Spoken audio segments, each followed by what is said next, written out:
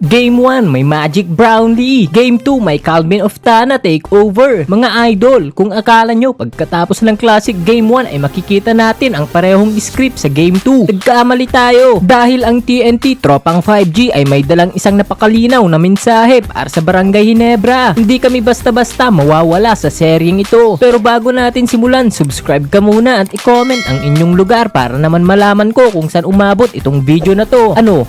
Tara, matapos ang masakit na pagkatalo sa Game 1 kung saan kinakailangan pa ni Justin Brownlee ng isang game-winning fadeaway para iligtas ang Ginebra, bumalik ang TNT na parang gutom na gutom sa redemption. At sa pagkakataong ito, sila ang may huling halakhak sa harap ng libu-libong fans sa Smart Araneta Coliseum. TNT defeats Barangay Ginebra 101-94 para itabla ang PBA Commissioner's Cup Final sa isang panalo sa bawat isa. Pero wag kayong magpapalin lang sa final score dahil kung titignan lang natin ang 101-94 parang dikit na laban. Pero sa totoo lang, may mga bahagi ng laro na tila kontrolado na ng TNT ang lahat at umabot pa sa 22 points ang kanilang kalamangan. Gayunpaman, alam naman natin ang isang bagay tungkol sa Ginebra. Kapag may oras pa sa scoreboard, hindi sila sumusuko. At iyon mismo ang nangyari sa huling minuto. Kaya bago tayo dumiretso sa analysis, gusto kong itanong sa inyo, nung humabol ang Ginebra at bumaba sa 4 na puntos ang lamang ng TNT sa final minute, akala nyo ba mauulit ang milagro ng Game 1? Comment nyo na sa baba dahil siguradong maraming TNT fans ang kinabahan sa mga sandaling iyon. Pag-usapan muna natin kung paano na kontrol ng TNT ang malaking bahagi ng laro. Mula pa lang sa opening quarter, halata na ang adjustment ni Coach Chot Reyes. Mas agresibo ang depensa, mas mabilis ang rotations, mas disiplinado ang execution, at higit sa lahat, hindi nila pinayagan ang Ginebra na magkaroon ng parehong rhythm na nakita natin noong Game 1. Kung noong opener ay maraming pagkakataon na nakakahanap ng momentum sina Brownlee at RJ Abarientos, sa Game 2 ay halos bawat possession ay pinaghirapan nila, at habang nahihirapan ang Ginebra na makahanap ng magandang tira, isang TNT player naman ang unti-unting umiinit, at si Calvin Oftana yon. Mga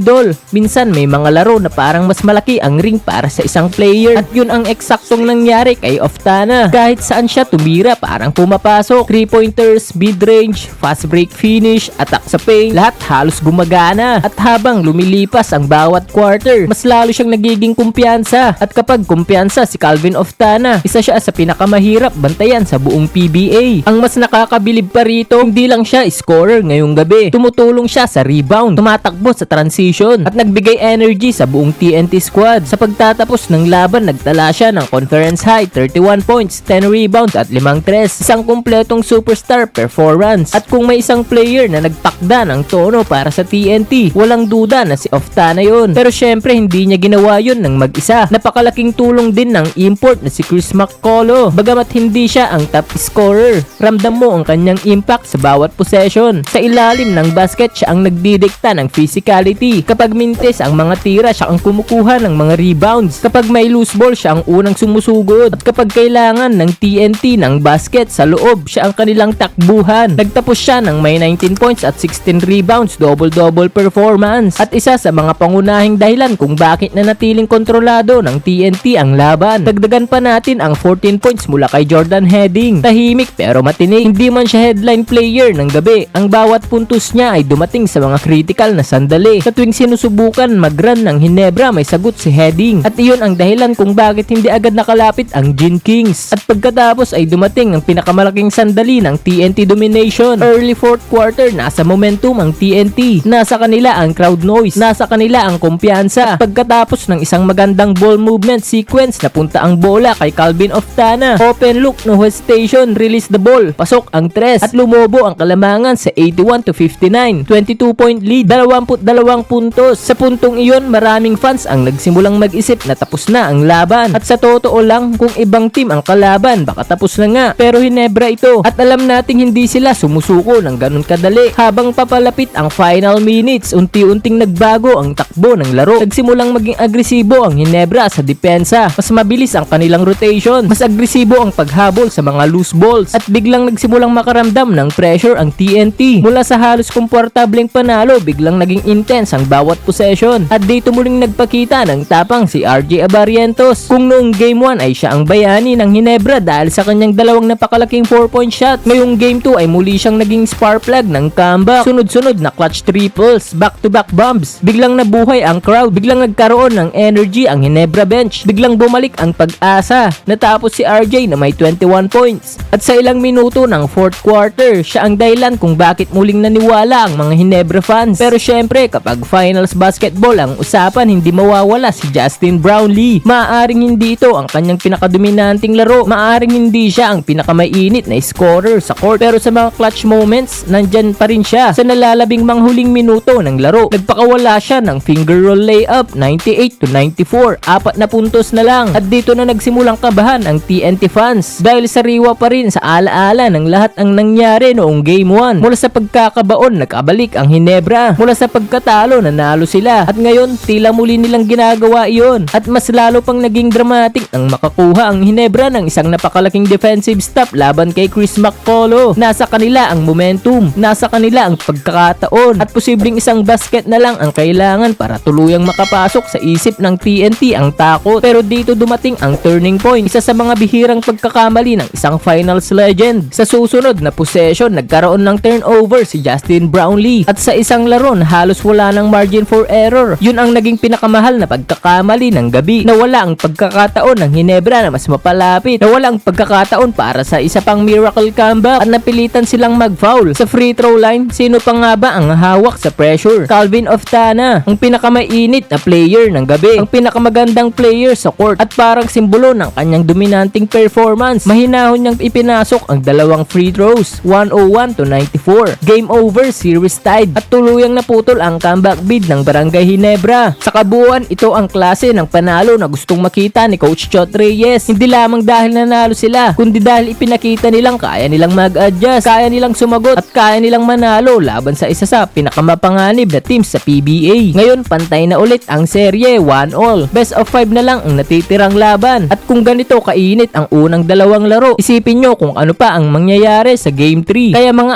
idol, gusto kong marinig ang mga opinion nyo. Sino sa tingin nyo ang gagawa ng mas malaking adjustments para sa Game 3? May sagot ba si Coach Tim Cone kay Calvin Oftana? O magpapatuloy ang momentum ng TNT tropang 5G? Comment nyo na sa baba. At kung gusto nyo ng mabilis, direkta at walang halong drama na PBA Finals analysis, game recaps at basketball discussions, huwag kalimutang mag-subscribe. Malapit na tayong umabot sa 1K subscribers at malaking tulong ang bawat subscribe para mas marami pa tayong maihatid na content. Like, subscribe at pindutin ang notification bell para updated kayo sa bawat laro ng PBA Finals. Maraming salamat sa panonood mga idol. Peace out!